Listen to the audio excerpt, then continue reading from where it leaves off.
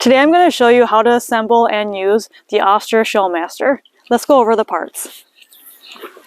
With the Oster Showmaster, you've got the variable speed adjustment on the side versus the Oster Shearmaster, which has no variable speed. You have the handle where you're going to grab it, making sure not to cover any air intake, the cord, the air vent, the tension adjustment knob right here, forks, and combs and cutters. Let's talk about the combs and cutters. The cutter is the part that does the cutting. Most modern shears come in a 4-tooth cutter. This is the Spitfire, which I get from Premier One Supplies. They also sell a ceramic one, which I'd love to try, but unfortunately it is not compatible with the Oster. So someday, when on my wish list is to try the Premier Shears, then I'll be able to try that one. I highly recommend the Spitfire. Cutters also come in 3-tooth combs, and this is more from older shears that are more obsolete now, but I do happen to have an older model that I like that uses the 3-tooth cutter.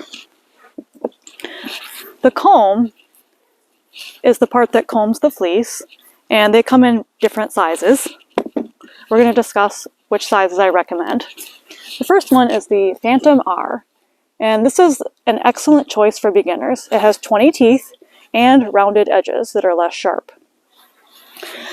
As you can see, there's less space in between the teeth, so there's less opportunity for the skin to get up in there and cut the animal. This allows you to get closer to the skin, and particularly in areas such as the neck and top of the torso of the sheep, where the staple length is long. This is the high quality fleece area. You want to get as close to the skin as possible to preserve that nice staple length. So this is very beginner friendly. It can be more difficult to cut through with this many teeth, and that's why there are other options available. I also recommend the 13-tooth or the Spirit, and this one has less teeth, more space in between. This is a very mid-range comb that can work with most animals and cut through most fleece. It is more possible to cut the animal since there is more space in between. On the other hand, it cuts faster and can cut through more greasy and matted up areas of the body. So where I'll use this is the legs and the belly of the animal and the hind end. Lastly, we also use here a 10-tooth comb. Now this is not for the Oster Showmaster. This is actually used on the 3-tooth older shears that I have. And this would not be for beginners. This is pretty easy to cut the animal with only 10 teeth.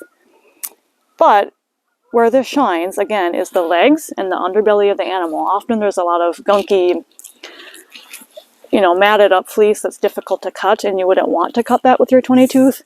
And also, it's not a problem if you do second cuts with this, because the fleece on the underbelly and leg is really not valuable.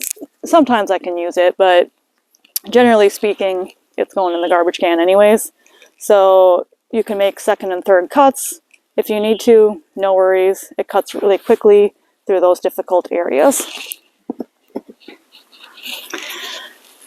Next, I'm going to show you how to assemble this inside the house. I'll meet you inside. Now I'm going to show you how to assemble this so you can start shearing your sheep. You notice on the back that there are 2 screws. Now normally a shear would come with a special screwdriver for this. Either mine didn't come with it or I lost it. So I'm just going to use a regular flathead screwdriver. So I already have them loosened, but you want to make sure that they're loosened. So screw them counterclockwise. And the first step is to install the comb. So let's use the Phantom R since I recommend that one for beginners. Now you want to make sure that you can see the logo and the name of the shear is facing towards the back.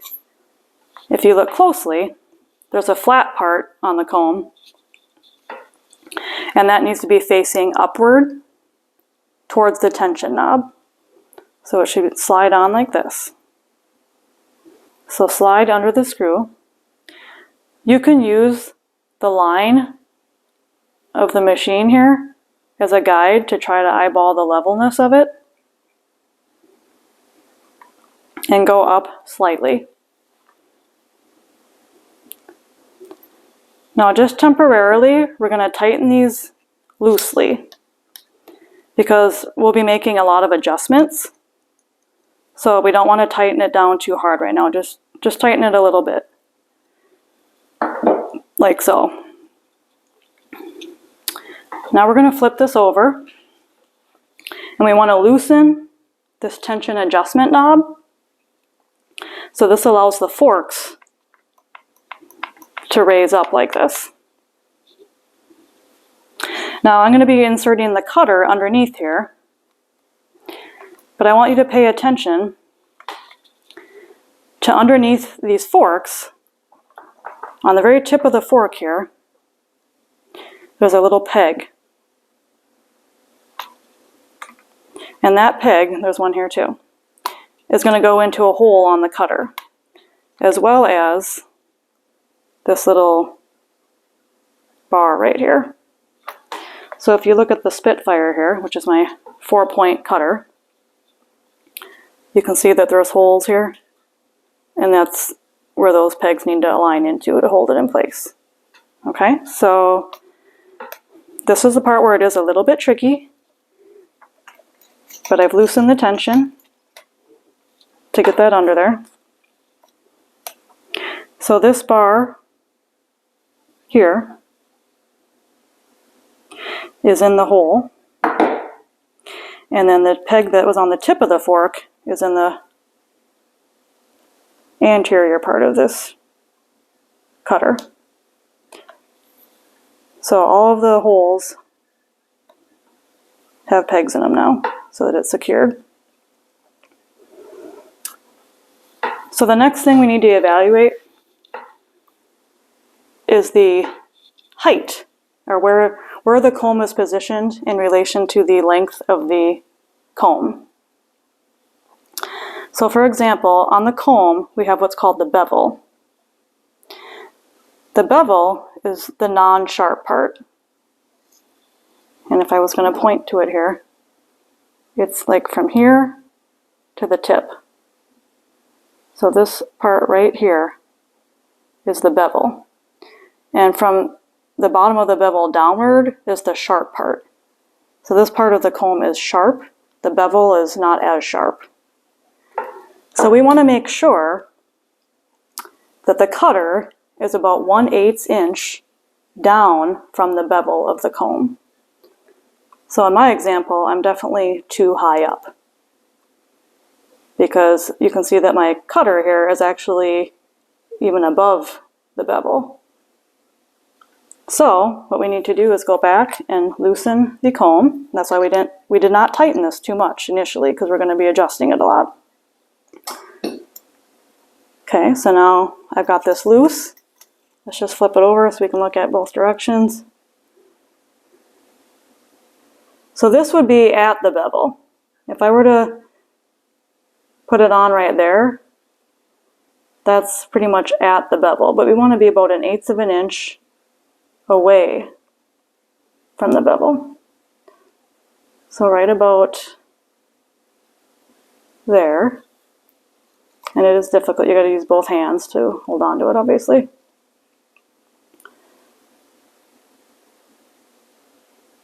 So kind of eyeball where you want it.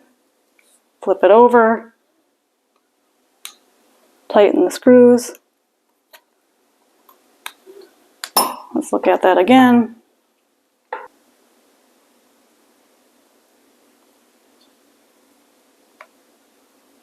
Okay, that looks pretty good there. So now we're going to check the side to side. So I'm actually going to plug this in and run it on a low speed, because I want to see the side to side motion. I want to make sure that the cutter isn't going beyond the edges of the comb, because that could result in an injury, obviously. So I'm going to plug this in, and we're going to turn it on at a low speed so I can see what it's looking like. So I am going to have to lower or tighten the tension a little bit here, because I don't want it to fly off. So just enough to hold it on. And I'm going to plug this in. I've plugged in my machine, and I'm now going to turn on the speed on a low speed so we can see some movement.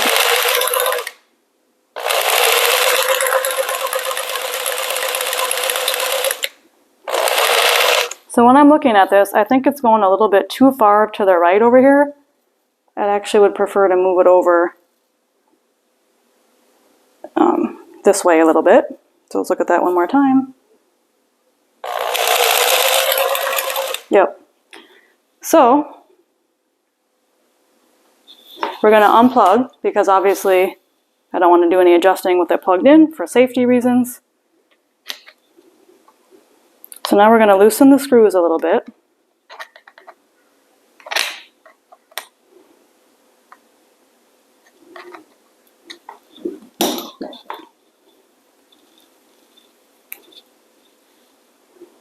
And you can shift it to the left or to the right.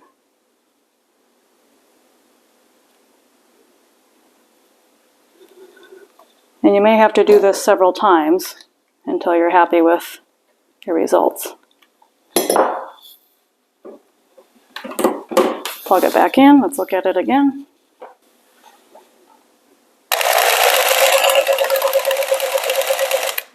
I'm pretty happy with that. So just to review, we've got the height about 1/8 of an inch under the bevel. And I could actually move this up even just a whisker more on this side. So you want to be 1/8 under the bevel. And on the left and right direction, you don't want the cutter going beyond the comb. So I'm pretty happy with the left and right. So there's the finished product. The comb is away from the bevel, and the left and right is staying within the perimeter of the comb.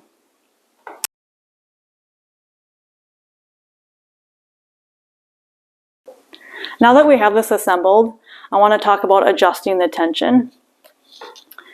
Obviously, you turn it clockwise to tighten it. So you want to tighten it enough where you feel some resistance, and then you want to give it a half turn. And that's a good starting point. But truthfully, you're really going to know how to set the tension when you actually start cutting on the animal. And every fleece is different. So try cutting on the animal. You can always tighten it. If it's not cutting well, you can tighten the tension and it should cut better. But on the other hand, you want to cut with the tension as loose as you can while still getting the job done. The reason is this will overheat and dull the combs and cutters when you have the tension set high. And so we want to try to avoid going through so many combs and cutters, which brings me to another point that you can either sharpen them or you can buy new ones every year. So the cost, you have to weigh the pros and cons for that for yourself. I personally don't have the skills for sharpening, so I do have to buy them. So you want to get your money's worth and not dull them right away. So only use the amount of tension that you really need to get the job done. And you can tell with each animal. A lot of the times I do my adjusting as I'm shearing. Some troubleshooting with this is if the tension is too loose, you can actually have the cutter fly off of the thing. Trust me, I've done this before and you don't want that to happen. You can also get wool up underneath of it if it's too loose, so you don't want to do that. A more common problem is having the tension too high. This will cause it to dull quickly and it will overheat. So finding that sweet spot is tricky, but you'll learn as you're going along. The next thing we want to discuss is lubrication. So it will overheat as you're working and you need to keep it cool and lubricated. This is the number 10 white clipping oil, and I get this from Premier One Supplies. This needs to be applied every few minutes while you're shearing. You can often tell while you're working that it is getting warm, it sounds different, and it's not cutting as well. That's your time to stop and say, hey, time to apply some more oil. So while you're out in your barn doing this, you want to apply the oil and squirt it out if you're literally right along the whole width of this thing while it's moving. Also, I want to talk about how to store these items. So these can be sharpened, like I said, or purchased new every year, but they can also rust, and so you want to protect them. So they need to be coated in a light coating of this oil and sealed in a Ziploc bag, some kind of a jar, anything that you can store them in and keep them lightly oiled. Pros and cons of the Oster Showmaster. One of the pros is that it is easy to find parts online since it's a more modern shearing machine and it does have the 4-point cutter. And the Oster is a name brand, so it's pretty easy to find stuff online for it. It also comes with a nice storage case right here, which is really nice for storing it in off-season. Generally speaking, it has pretty good longevity. I've had this machine for about 11 years now, and it is still going. On the other hand, one of the cons is that the cord here did not handle getting twisted repeatedly, and it did break at one point, so the cord wasn't quite up to standard. Also, it can be kind of heavy for people with small hands and does tend to overheat. Lastly, the variable speed here on the side really isn't necessary because truthfully, when I'm using this machine, I have it wide open on all the way high for speed. So there's really no need to have this. Whereas the Oster Shearmaster is a cheaper price and it doesn't have the variable speed. So next time I would probably do the Oster Shearmaster. I'm also interested in trying Premier's sheep shears machine. If anybody has any experience using that one, I'd love to hear your thoughts on it. I have heard that it is lighter weight, which would be fantastic. I also enjoy my older model, which is pretty outdated now, but it was a 3-tooth cutter and it was much lighter weight and easier for smaller hands. So generally speaking, I do like the Oster Showmaster. I think the pros do outweigh the cons. And ideally, if you can have 2 shears with multiple combs set up, that's probably your best bet for shearing. So if you're interested in learning how to shear, please watch our videos on how to shear and stay tuned. Thanks.